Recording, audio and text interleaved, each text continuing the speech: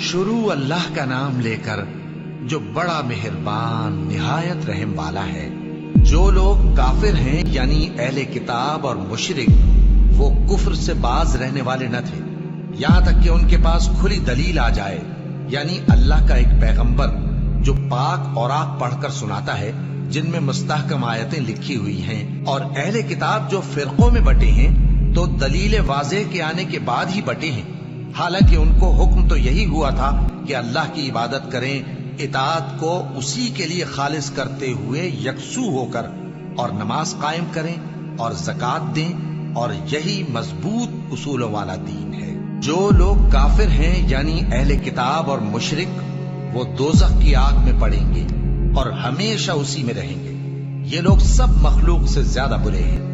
بے شک جو لوگ ایمان لائے اور نیک عمل کرتے رہے وہ تمام خلقت سے بہتر ہیں۔ ان کا صلہ